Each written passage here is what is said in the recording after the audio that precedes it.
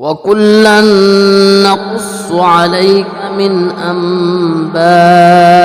الرُّسُلِ مَا نُثَبِّتُ بِهِ فُؤَادَكَ نحمده ونصلي على رسوله الكريم اما بعد فاعوذ بالله من الشيطان الرجيم بسم الله الرحمن الرحيم قال يا قوم هؤلاء بناتي هن اطهر لكم فاتقوا الله ولا تخزوني في ضيفي أليس منكم رجل رشید صدق اللہ العظیم۔ محترم سامعین اکرام، سلسلہ قصص النبیین قدم بقدم میں ایک مرتبہ پھر میں آپ سے مخاطب ہوں۔ گزشتہ نشست میں ہم نے حضرت لوط علیہ السلام کی اس تبلیغ کا ذکر کیا تھا جو انہوں نے قوم سے کی، اور بڑے درد مندانہ انداز میں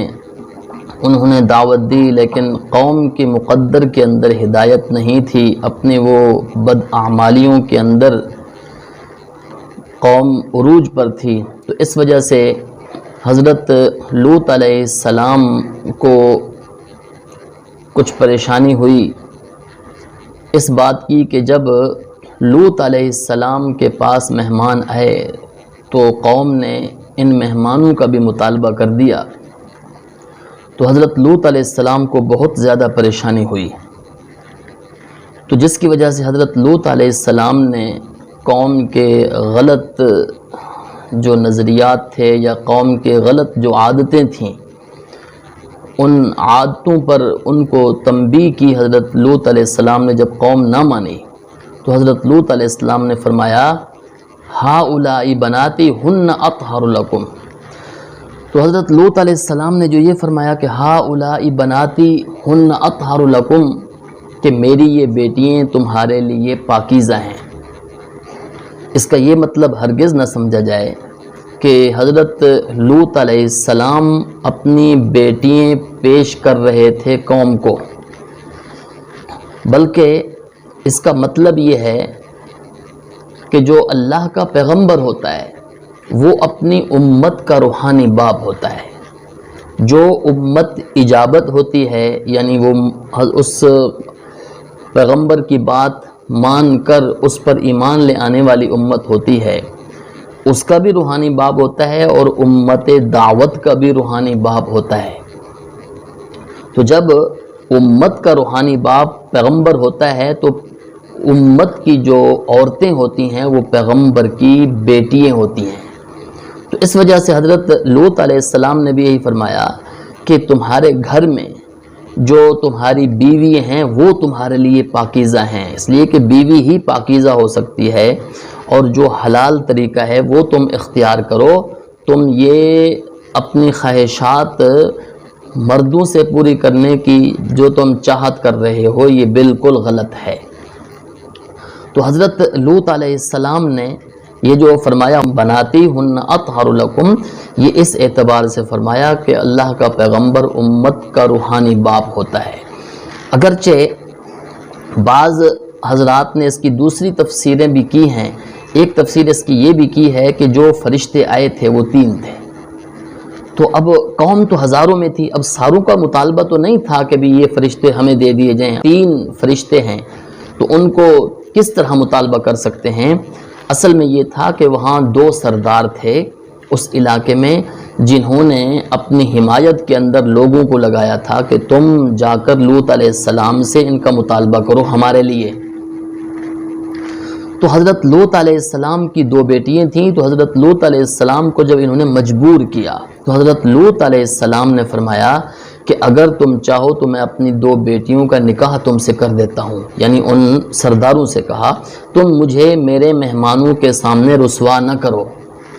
بعض حضرات نے اس کی یہ تفسیر بھی کی ہے، لیکن پہلی تفسیر ذرا زیادہ مناسب نظر آ رہی ہے، اس لیے کہ فرمایا ہن اطہر لکم، کہ وہ تمہارے لیے زیادہ پاکیزہ ہیں، یعنی تمہاری بیویاں تمہارے لیے زیادہ پاکیزہ ہیں۔ لیکن قوم کے اوپر جو امرد پرستی کا بھوت سوار تھا، اس امرد پرستی کے بھوت کے سوار ہونے کی وجہ سے ان کو کوئی بات سمجھ نہیں آ رہی تھی، جس کی وجہ سے انہوں نے حضرت لوط علیہ السلام کو بہت زیادہ پریشان کیا۔ اسی طرح آگے جب لوط علیہ السلام بہت زیادہ پریشان ہوئے، لوط علیہ السلام کے اوپر ایک گھبراہٹ کی کیفیت طاری ہوئی، تو لوط علیہ السلام نے فرمایا کہ لو ان لی بکم قوۃ او آوی الی رکن شدید، کاش کہ میرے پاس ان سے لڑنے کی طاقت ہوتی، یا فرمایا کہ کاش کہ میرے پاس کوئی مضبوط قسم کی طاقت ہوتی، یا کوئی مضبوط قسم کی کوئی قوت ہوتی جس قوت کی میں پناہ لے لیتا۔ اس کا یہ مطلب ہرگز نہ سمجھا جائے کہ حضرت لوط علیہ السلام کو اللہ تعالیٰ پر بھروسہ نہیں تھا، بلکہ بخاری شریف کے اندر ایک روایت ہے جس کے اندر نبی کریم صلی اللہ علیہ وسلم نے ارشاد فرمایا، یغفر اللہ للوط ان کان لیأوی الی رکن شدید وہو ربہ وخالقہ، اللہ تعالیٰ لوط علیہ السلام کی بخشش فرمائے، لوط علیہ السلام نے جو رکن شدید کی پناہ لینے کا فرمایا، اس سے مراد لوط علیہ السلام کا رب ہے، اور لوط علیہ السلام کا خالق مراد ہے۔